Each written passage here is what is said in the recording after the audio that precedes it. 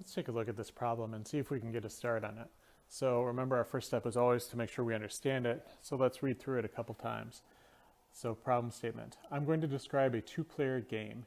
Each turn, the player whose turn it is chooses a whole number in the list 1, 2, 3, 4, 5, 6, 7, and 8. A running sum is kept. For example, if you choose 3 on your first turn and your opponent chooses 7, the total is now 10. If you then choose 8, the total is now 18, and so on. The object of the game is to make the total exactly 64 on your turn. For example, if the total is 61, you would choose 3 to make the total 64 and you would win. If you go first, is it possible to always win? If so, how? If not, why not? All right, let's see if we can break that down a little bit. So we have a two-player game. So we've got 2 people playing.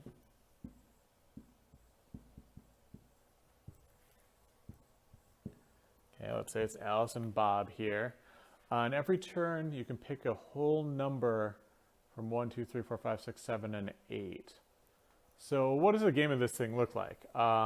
If Bob picks 5, or sorry, if Alice picks 5, Bob picks 7, I guess I also need a total or some column here, right? The total would be 12.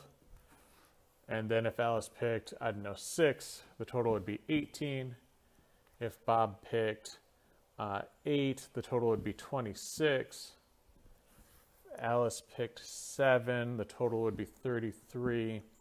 And they just keep doing this until they get to 64, till one of them gets so they can make it 64. Okay. Seems like that would take a while. But I think I got the gist of how the game works, right? We've got these 2 players. They're grabbing numbers between 1 through 8.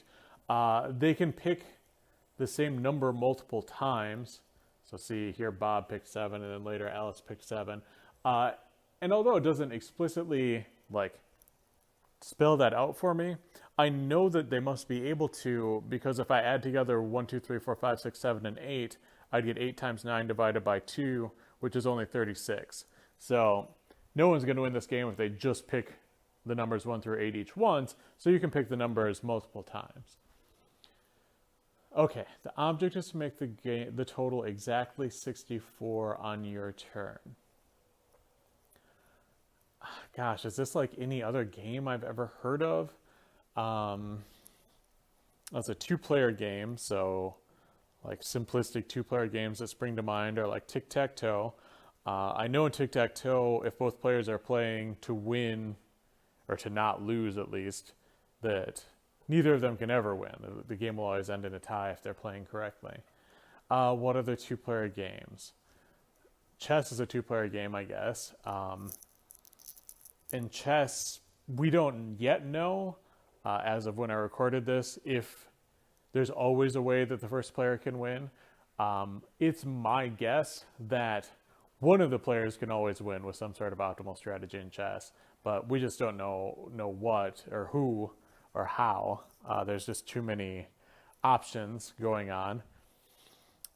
But this game doesn't have a lot of options, right?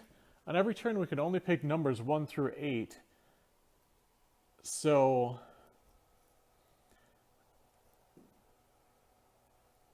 I guess the thing to think about is I can go up by most 8 every turn, right?